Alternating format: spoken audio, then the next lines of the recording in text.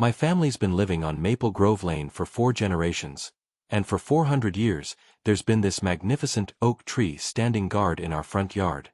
Not just any tree. This ancient giant was older than America itself, with a trunk so wide it took 6 people holding hands to wrap around it. Its massive canopy provided shade for half our street, and every summer, kids would climb its sturdy branches while parents sat beneath, sharing stories and laughter. But apparently, that wasn't good enough for Patricia Blackwood, our new HOA president. I'm Sarah Mitchell, and 3 months ago, I inherited this house from my grandmother, along with what I thought was the most beautiful tree in all of Connecticut. What I didn't inherit was a warning about Patricia's twisted plans for our neighborhood. It started innocently enough. Patricia called a mandatory HOA meeting in the community center, her perfectly manicured nails tapping against her clipboard as she addressed our small crowd of 20 homeowners. "Ladies and gentlemen," she began, her voice dripping with fake concern, "we have a serious safety issue that requires immediate action. The Mitchell oak tree poses a significant liability risk to our community." I shot up from my folding chair. "Excuse me? What liability risk? That tree's been there for centuries without harming anyone." Patricia's smile never wavered, but her eyes turned cold as winter. "Sarah, dear, I understand your emotional attachment, but facts don't care about feelings.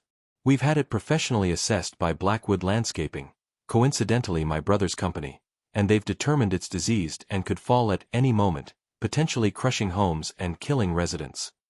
The room erupted in worried murmurs. Mrs. Henderson, our elderly neighbor, clutched her purse tighter. "Is it really that dangerous, Patricia?" "I'm afraid so," Patricia continued, pulling out a manila folder. "According to this report, the tree shows signs of advanced rot and pest infestation. We simply cannot allow this death trap to remain standing. For the safety of our children, our families, our property values." I knew she was lying. That tree was healthier than most people in the room. Its leaves were vibrant green, its branches strong and flexible. I'd grown up climbing it, and just last week, I'd noticed new growth sprouting from its base. "I want to see that report," I demanded. Patricia's laugh was like nails on a chalkboard. "Of course, dear. Though I hardly think someone with a bachelor's degree in art history is qualified to interpret arboricultural assessments." The room went silent. I felt 20 pairs of eyes judging me, weighing my credibility against Patricia's authority. She was, after all, not just HOA president but also a successful real estate developer who'd moved to our street 6 months ago and immediately started improving everything. That report was a joke, full of technical jargon but lacking any actual evidence. Photos that could have been taken anywhere, vague descriptions of structural weakness, and recommendations for immediate removal followed by landscape modernization services provided exclusively by Blackwood Landscaping. Over the next 2 weeks, I tried everything. I contacted 3 independent arborists, all of whom declared my oak perfectly healthy. I researched Patricia's company and discovered she'd been fined twice for fraudulent tree removal claims in neighboring towns. I even found historical documents proving my tree was a registered Connecticut heritage tree, protected by state law. But at the follow-up meeting, Patricia had stacked the deck. Suddenly, 15 of the 20 homeowners were voting to remove my tree. People who'd never spoken up before, all nodding in perfect agreement with Patricia's every word. After the meeting, I cornered Bob Martinez, who'd been wavering on the issue. "Bob, you know that tree isn't dangerous. Your kids play under it every day." He wouldn't meet my eyes. "Look, Sarah. Patricia offered to pave our driveway for free if we supported the removal. My wife's been wanting that done for years, and with the baby coming." My heart sank. "She's bribing you." "It's not a bribe," he protested weakly. "It's just community improvement. Besides," she said, "once the tree's gone, our property values will increase by at least $30,000. I spent the next week knocking on doors, discovering Patricia's web of corruption. The Hendersons got a new roof. The Johnsons got their deck repaired. The Williams family got their septic system updated. All courtesy of community development funds that Patricia controlled. Meanwhile, I was painted as the selfish newcomer who wanted to endanger everyone's children for the sake of some old tree. The night before the scheduled removal, I sat beneath my oak's ancient branches, running my hands over its deeply grooved bark. 4 centuries of storms, droughts, and New England winters. This tree had survived everything nature could throw at it. But it couldn't survive human greed. I'd filed complaints with the state forestry department, the historical society, even the police. But Patricia had connections everywhere. Her husband was a city councilman, her brother-in-law was the fire chief, and her sister worked for the county planning department. At 6 a.m. sharp, Blackwood Landscaping's trucks rumbled down our quiet street like an invading army. 3 massive vehicles, a crane truck, a wood chipper that looked like it could devour a small house, and a stump grinder that shook windows as it passed. I stood in my front yard in my pajamas, filming everything on my phone as Patricia emerged from her house across the street, coffee mug in hand, wearing a satisfied smile. "Beautiful morning for progress, isn't it, Sarah?" she called out cheerfully. The head operator, a burly man with Blackwood emblazoned on his shirt, approached with a clipboard. "Ma'am, we're here to remove the hazardous oak tree. You'll need to stay at least 50 feet back for safety." "This is illegal," I shouted. "This tree is protected by state heritage laws."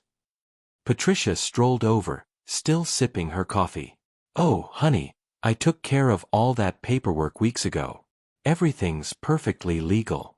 In fact, the state forestry department personally thanked me for removing such a dangerous specimen." I knew she was lying, but what could I do? Call the police? Half the force was related to her husband. Contact a lawyer? With what money, and what time? The chainsaw roared to life. I'll never forget the sound. Not just the mechanical grinding of the saw, but the deep, almost human groan as 400 years of growth began to fall. Birds that had nested in those branches for generations scattered in panicked flight. Squirrels chittered frantically as their highway between yards disappeared forever. Branch by massive branch, they dismantled my family's living monument. Patricia documented everything with her own phone, probably for her social media, another successful community improvement project. The trunk took 2 hours to cut down. When that ancient giant finally fell, it shook the ground so hard that car alarms went off 3 blocks away.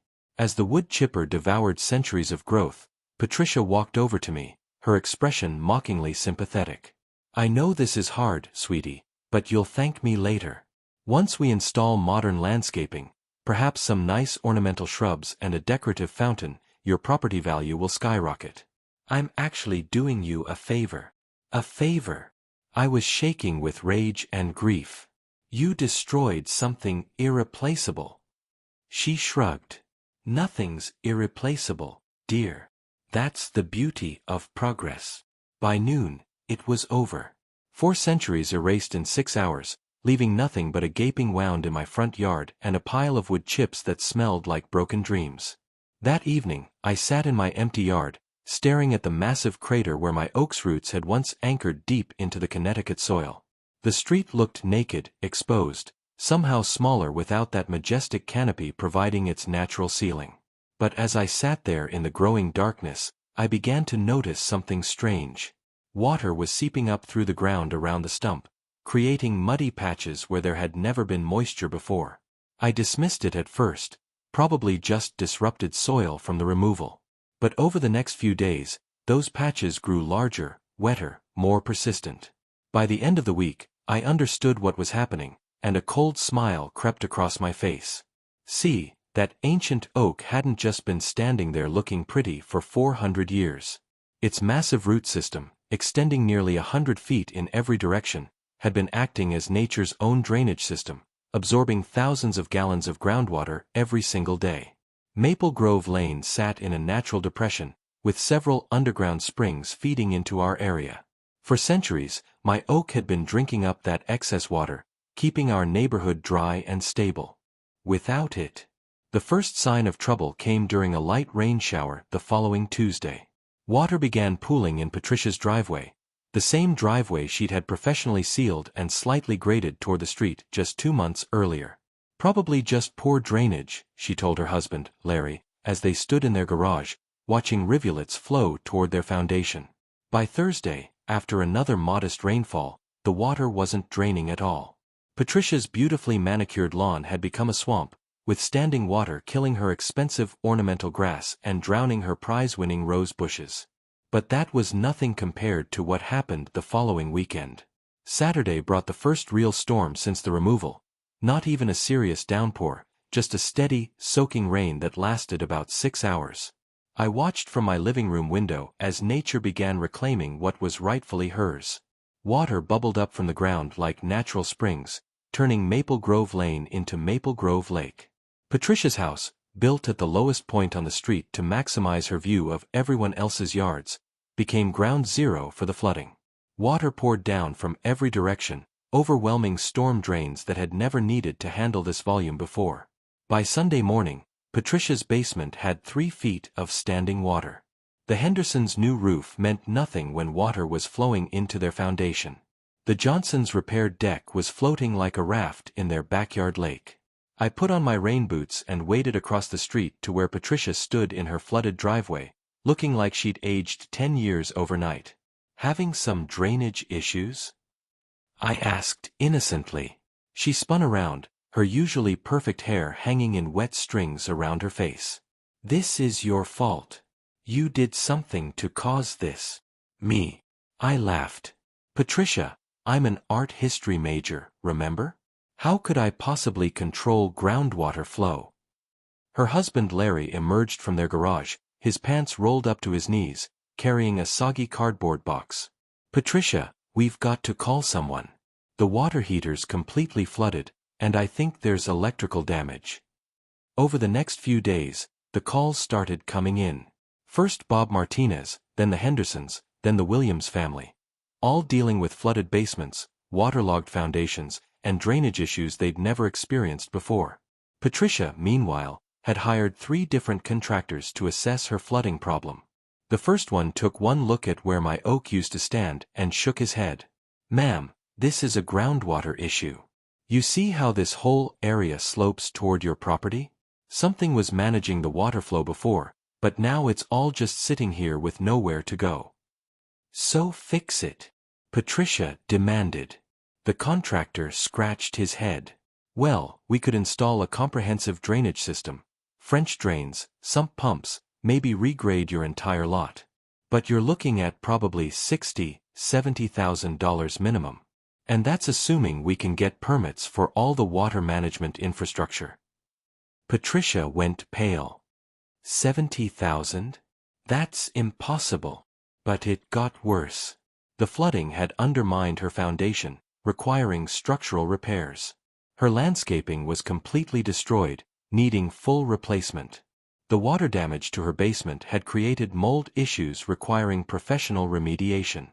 Meanwhile, I'd started doing research, real research, not the kind Patricia had bought and paid for.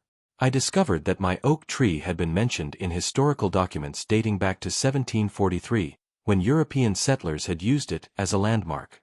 Native American oral histories referenced it as a sacred grove marker. Most importantly, I found the original environmental impact study from when our neighborhood was first developed in 1962. Right there in black and white, the mature oak specimen on Lot 15 provides critical natural drainage for the surrounding area and should be preserved to maintain groundwater stability. The city planners 60 years ago had been smart enough to build around my tree, recognizing its essential role in the local ecosystem. But Patricia had been too greedy and too arrogant to do her homework. 2 weeks after the flooding started, I received an unexpected visit from Detective Maria Santos with the Connecticut State Police Environmental Crimes Unit. "Ms. Mitchell, we've received several complaints about illegal tree removal in your neighborhood. The State Forestry Department has no record of any permits issued for heritage tree removal on your property." My heart raced. "You mean Patricia lied about having permits?" "That's what we're investigating. We've also received reports of potential bribery and fraud related to HOA contract awards. Would you be willing to provide a statement?" "Would I ever? It turned out that Patricia's web of corruption was even more extensive than I'd realized. She'd been running multiple scams, not just bribing homeowners for votes, but also billing the HOA for services never performed, inflating contractor costs and pocketing the difference, and forging permits for projects that required state approval. The heritage tree removal was just the tip of the iceberg. Patricia had been systematically looting our community development funds while using her family's businesses to overcharge for unnecessary work. But here's where it gets really good. Remember how I mentioned Patricia was a real estate developer? Well, she'd been planning to buy out several homeowners at below market prices, then flip our entire street to luxury home builders. The tree removal was supposed to be step one in modernizing our neighborhood to attract wealthier buyers. Except now, with the flooding issues, our property values had actually decreased. Who wants to buy a house that floods every time it rains? The investigation moved quickly once Detective Santos started digging. They found fake permits, forged signatures, and a paper trail of bribes disguised as community improvements. Patricia's own financial records showed payments to city officials, falsified environmental reports, and fraudulent billing to the HOA. The local news picked up the story: HOA president's tree removal scam floods neighborhood. Then the state papers: heritage tree destruction leads to environmental crime charges. Finally, national outlets: Connecticut woman's 4th-century oak revenge goes viral. Because yes, I'd been posting updates on social media throughout this whole ordeal. My videos of the flooding, Patricia's panicked attempts at damage control, and the eventual police investigation had garnered hundreds of thousands of views. People love a good story about nature fighting back against corporate greed. The legal reckoning was swift and merciless. Patricia faced charges for environmental crimes, fraud, bribery, and racketeering. Her brother's landscaping company lost its state license. Her husband resigned from city council in disgrace. But the financial consequences were even more devastating. Patricia's insurance refused to cover the flooding damage, claiming it resulted from illegal environmental modification. The city fined her $150,000 for unpermitted heritage tree removal. The state demanded restoration of the damaged ecosystem, another $200,000 minimum. Add in her legal fees, the cost of repairing flood damage to multiple homes, and the civil lawsuits from affected neighbors, and Patricia was looking at over $500,000 in liabilities. Meanwhile, the neighborhood flooding continued with every rainstorm. What had once been absorbed by one magnificent tree now required an entire engineered drainage system to manage. The final insult came when the state environmental agency ordered Patricia to replant native trees throughout the affected area. Not just one oak, but an entire grove designed to eventually restore the natural water management system. Of course, it would take decades for new trees to develop root systems capable of handling what my 400-year-old oak had managed effortlessly. And Patricia would be paying for their care and maintenance for the rest of her life. 6 months after my tree fell, I stood in my front yard watching the city crew plant 12 young oak saplings where my ancient giant once stood. They're beautiful little trees, full of potential, but they look so small and vulnerable compared to their predecessor. Patricia's house now has a "for sale" sign in the front yard, right next to a portable sump pump that runs constantly to keep her basement from flooding. The asking price is $100,000 less than what she paid just 2 years ago. She never speaks to me anymore, but sometimes I catch her staring out her window at my new oak grove, probably calculating how much longer she'll be paying for her moment of greed. The other neighbors have mostly forgiven me for the ongoing drainage issues. They understand now that I tried to warn them, tried to save something that was protecting all of us. The ones who took Patricia's bribes? They're still dealing with flood damage that their free improvements can't fix. Mrs. Henderson, bless her heart, brought me cookies last week and apologized for doubting me. I should have known better than to trust someone who wanted to cut down such a beautiful old tree, she said sadly. Bob Martinez has been the most vocal about his regret. His free driveway cracked from foundation settling caused by the changed water table. I sold out our neighborhood's heritage for a few tons of asphalt, he told me. Worst trade deal in history. But here's the thing that gives me hope. Nature is incredibly resilient. Every spring, I watch my 12 young oaks put out new leaves, their roots growing deeper, their branches reaching higher.